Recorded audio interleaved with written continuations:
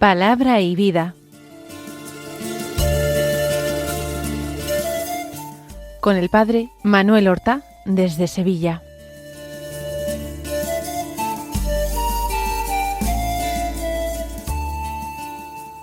En el nombre del Padre, y del Hijo, y del Espíritu Santo.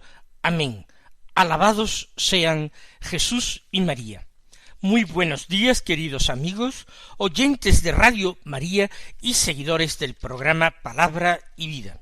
Hoy es el miércoles de la 32ª semana del tiempo ordinario. Este miércoles es 12 de noviembre. En esta fecha la Iglesia celebra la memoria de San Josafat, un santo bastante poco conocido entre nosotros. Está lejos de nosotros en el tiempo y en el espacio, porque es un santo que vivió en el último cuarto del siglo XVI y en el primero del siglo XVII, y vivió en Ucrania, que para entonces pues tenía muy poca vinculación, muy poca relación con España. Él nació en 1580 de padres ortodoxos, por tanto nació en el cisma, separado de la Iglesia católica, pero se convirtió a la fe católica y se hizo monje ya como católico en la orden monástica de San Basilio, que ha tenido siempre mucha importancia en el oriente cristiano. Fue sacerdote y posteriormente fue elegido obispo en Ucrania, obispo de Polotsk. En este puesto, como obispo, él trabajó incansablemente por la unión de los cristianos ucranianos, para la unión de la Iglesia ortodoxa cismática con la Iglesia católica. Fue temido por sus adversarios, pero que era un hombre elocuente, no sólo con una elocuencia y dulzura extraordinaria de palabras, sino también con sus obras, con su amor, con su mansedumbre, con su valentía y con su generosidad extraordinarias. Le temían sus enemigos porque él robaba corazones, como San Francisco de Sales, que también fue temido por los herejes porque atraía hacia la Iglesia católica, de nuevo hacia la Iglesia católica, muchísimas almas, con la persuasión de sus palabras, pero sobre todo con sus obras, con sus gestos. Perseguido a muerte por sus enemigos, finalmente, en el año 1623, con sólo 43 años de edad, fue asesinado bárbaramente.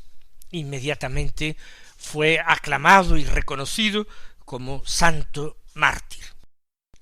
Vamos ahora a escuchar la palabra de Dios que se proclama en la liturgia de la Santa Misa del día de hoy, de este miércoles. Comenzábamos, antes de ayer, el lunes, la lectura del libro de la sabiduría. Hoy vamos a leer un fragmento del capítulo 6, los versículos 1 al 11, que dicen así: Escuchad, reyes, y entended. Aprended, gobernantes de los confines de la tierra. Prestad atención, los que domináis multitudes y os sentís orgullosos de tener muchos súbditos. El poder os viene del Señor y la soberanía del Altísimo. Él examinará vuestras acciones y sondeará vuestras intenciones, porque siendo ministros de su reino, no gobernasteis rectamente, ni guardasteis la ley, ni actuasteis según la voluntad de Dios. Terrible y repentino caerá sobre vosotros, porque un juicio implacable espera a los grandes. Al más pequeño se le perdona por piedad, pero los poderosos serán examinados con rigor. El Dios todo, no teme a nadie, ni lo intimida la grandeza, pues él hizo al pequeño y al grande, y de todos cuida por igual, pero a los poderosos les espera un control riguroso. A vosotros, soberanos, dirijo mis palabras, para que aprendáis sabiduría y no pequéis. Los que cumplen santamente las leyes divinas serán santificados, y los que se instruyen en ellas encontrarán en ellas su defensa. Así pues, desead mis palabras, anheladlas, y recibiréis instrucción. Desde luego, si este texto, que es palabra de Dios, que es escritura inspirada por el Espíritu Santo, si este texto, digo, lo leyeran muchos o todos nuestros políticos y gobernantes, es posible que no sintieran realmente como una ventaja, como un orgullo, como un motivo de satisfacción o de soberbia ejercer sus cargos. Porque es un texto terrible donde se anuncian grandes responsabilidades. Vamos nosotros poco a poco a leerlo y a comentarlo. No es difícil de entender. Yo creo que es uno de los textos que ya con la primera lectura nosotros hemos captado su significado. Pero lo importante no es que este texto lo apliquemos a otras personas, sino que esta palabra de Dios lo es también para nosotros y hoy, aquí y ahora. Empieza dirigiéndose el texto a unas categorías determinadas de personas. Primero dice, escuchad reyes. Después, aprended gobernantes de los confines de la tierra. Después, prestad atención los que domináis multitudes. Y os sentís orgullosos de tener muchos súbditos. Los que dominan a la gente, los que tienen muchos súbditos, los gobernantes, los reyes, son todos ellos los interpelados. En definitiva, son los que ostentan algún poder. Porque, si quieren ustedes, los poderosos no son solamente los poderosos desde el punto de vista político. En nuestros tiempos y en nuestro mundo, el poder económico es todavía más efectivo y real que el poder político. ¿Qué se les dice a todos aquellos a los que se está invitando a prestar atención a las palabras? El primer mensaje que se transmite es el siguiente: el poder os viene del Señor y la soberanía del Altísimo. ¿Qué quiere decir esto? El poder, en un sentido un tanto descarnado de la palabra, es la capacidad que tiene un individuo de hacer que los demás actúen de acuerdo con su voluntad o con su interés. Por eso, el que tiene armas o fuerza física, pues tiene un poder militar o un poder físico. Quien tiene mucho dinero tiene un poder económico, y pagando puede conseguir que los demás se pongan a su servicio y hagan lo que él quiere. El que en nuestros tiempos tiene un cargo, la administración, desde lo más alto hasta el último funcionario, pues ostenta un poder administrativo o político, y quizás esto le viene bien de los votos en un sistema democrático, o indirectamente de ellos a través de la designación de un político elegido por votos, que nombra luego ayudantes, que nombra y designa colaboradores para el ejercicio del poder. La soberanía implica más bien autoridad. Es la legitimidad para ostentar y ejercer este poder. no se está haciendo de una manera tiránica, abusiva, injusta, sino que la persona tiene algún título por el cual deba recaer en él el ejercicio de ese poder. Pues ya lo hemos dicho, en una sociedad democrática liberal, pues el haber tenido más votos que otros contrincantes, y así pues alcanzar esta legitimidad de las urnas que se llama. Pero la palabra de Dios, en este sentido, es extraordinariamente poco políticamente correcta, porque para muchos la soberanía, la autoridad que se delega en las personas viene del pueblo. El pueblo se expresa y elige a sus gobernantes. Sin embargo, la palabra de Dios nos dice que la soberanía no está en el pueblo, sino en el Altísimo, en Dios.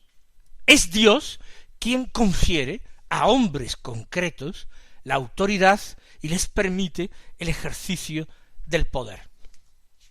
Hoy día, algunos, con cierta ignorancia, tanto histórica como filosófica y política, y por supuesto también con ignorancia teológica y espiritual, se ríen de aquellos lemas que se utilizaban acompañando el nombre de los reyes en muchas épocas. Fulano de tal, por la gracia de Dios, rey de tal país, de España o de tal país. Se dice eso de por la gracia de Dios, como si fuera una injerencia teológica, espiritual, teocrática, y no, la palabra de Dios nos está diciendo claramente que eso está muy bien dicho, que es por la gracia de Dios que se ha recibido esa soberanía, porque dice el texto, el poder os viene de Dios, y la soberanía del Altísimo. No dice que el poder os venga del dinero, de las armas, ni de los votos, ni se dice que la soberanía os venga del pueblo, de Dios. Otra cosa es la forma a través de la cual Dios designe al gobernante o le confiera autoridad, la forma a través de la cual Dios lo haga. Pero el origen de la autoridad y del poder reside en Dios. Y después de hacer esta afirmación, que es un recordatorio para que cualquier gobernante, cualquier poderoso, sepa ante quién debe rendir cuentas, no sólo y principalmente frente a sus administrados, de acuerdo con los mecanismos de control del poder que estén establecidos, sino que, en definitiva, tienen que rendir cuentas a Dios. Y añade, Él examinará vuestras acciones, sondeará vuestras intenciones. Es decir, Dios es un juez riguroso. No solamente va a ver los actos, las acciones, sino que incluso va a juzgar las intenciones. Porque puede hacerlo. Porque Él sondea el corazón de los hombres, conoce los pensamientos de los hombres, y por tanto puede juzgar las intenciones.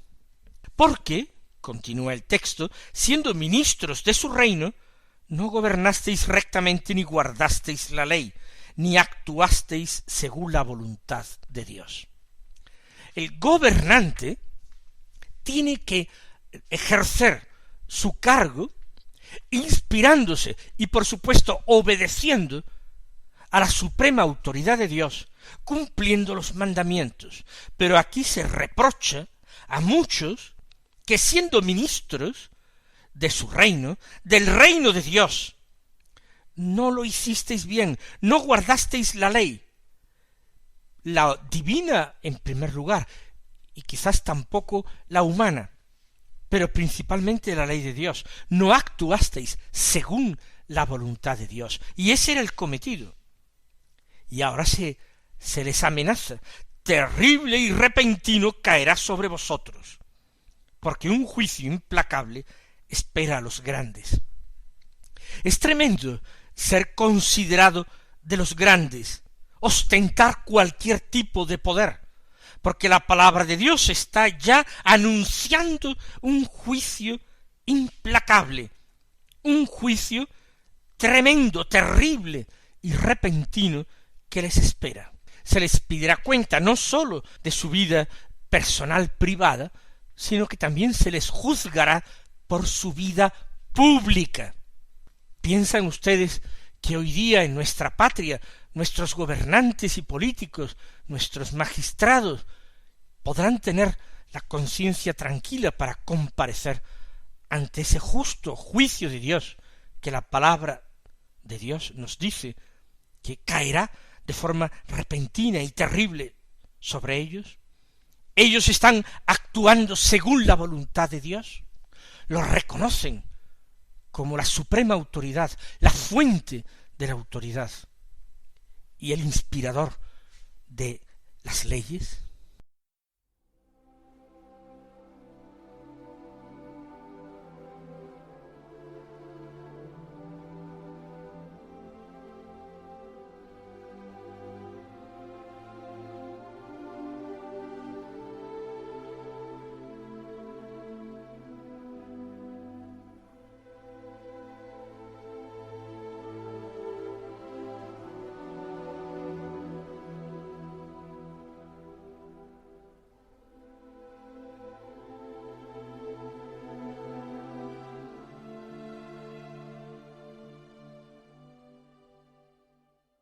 Al más pequeño, dice el texto, se le perdona por piedad, pero los poderosos serán examinados con rigor. A un niño, por ejemplo, se le disculpa, porque tiene menos conocimiento, tiene menos fuerza, se le concede un cierto derecho a equivocarse. Pero a un adulto, y a un adulto con conocimientos, con el ejercicio de responsabilidades, no se va a ser tan indulgente con él como con un niño.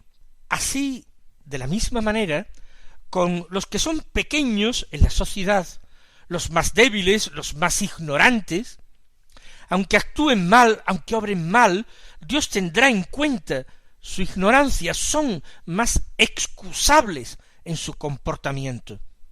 Pero, ¿y estos otros que ejercen el poder, que podrían tener la capacidad de informarse y de formarse, y o no aprovechan esa oportunidad, o aun conociendo la verdad, la rechazan porque prefieren servir al mundo que no servir a Dios? Prefieren inclinarse ante ese Dios que son las riquezas, que servir al único y verdadero Dios, creador del cielo y de la tierra. Fíjense hasta qué punto la palabra de Dios es tremenda, y se amenaza a estos grandes, y se le dice al pequeño, se le perdona por piedad, pero los poderosos serán examinados con rigor. Tienen un examen al final de su vida, porque el Dios de todo no teme a nadie, ni lo intimida la grandeza, pues Él hizo al pequeño y al grande, y de todos cuida por igual. Es decir, por mucho poder que ostenten los hombres, incluso se imponen por miedo, ¿acaso podrán asustar a Dios? ¿Acaso Dios no se burla de ellos y no son nada para Dios? Apenas una mota absolutamente invisible, que es todo el poder de todos los hombres poderosos, que es el poder de todo el mundo, el poder de todas las armas, de todo el dinero, de toda la influencia, de toda la manipulación sobre los hombres. ¿Qué es eso ante Dios? El Señor se burla de ellos, se ríe de ellos, son nada. El Dios de todo no teme a nadie, porque Él es el que lo ha hecho. Las grandezas humanas no le intimidan. Cuida de todos por igual, cuida de los grandes, cuida de los pequeños. Pero eso sí, añade, pero a los poderosos les espera un control riguroso. A veces los poderosos de este mundo temen el control de la justicia, de los tribunales.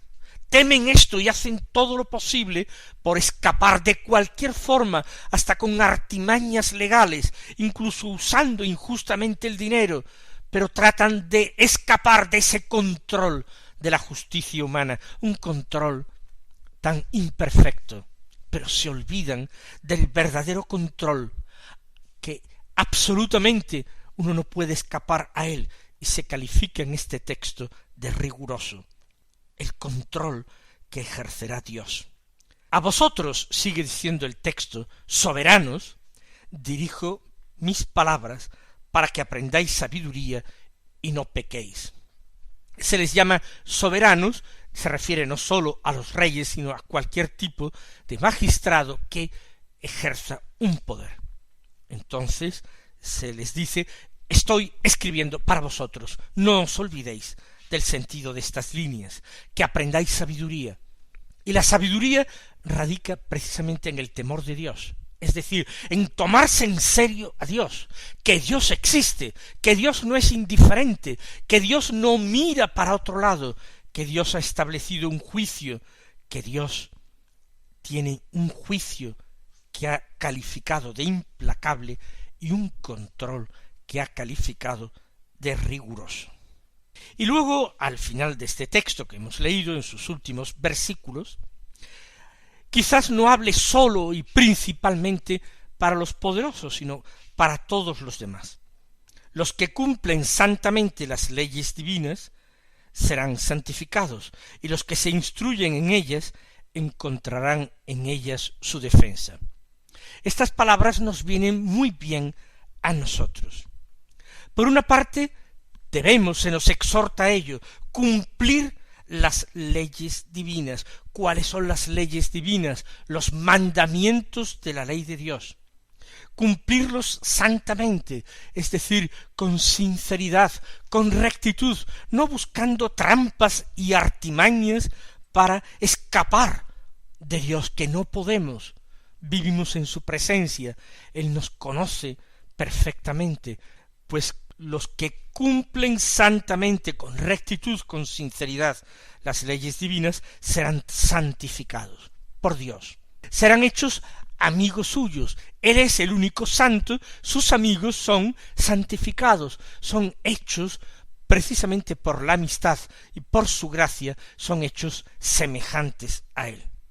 Los que se instruyen en ellas, en las leyes divinas, se refiere, encontrarán en ellas su defensa. Qué importante es instruirnos en las leyes divinas, meditar continuamente la palabra de Dios, tratar de entenderla y tratar de aplicarla a nuestra vida.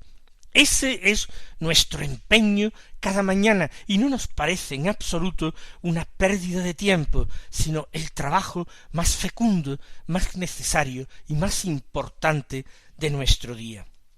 Y termina: así pues, desead mis palabras, anheladlas, y recibiréis instrucción. Eso hacemos. Nosotros deseamos cada día nuestra ración de la palabra de Dios, la anhelamos, y de esta forma recibimos la instrucción justa que nos conduce a la santidad. Mis queridos hermanos, que el Señor os colme de bendiciones, y hasta mañana si Dios quiere.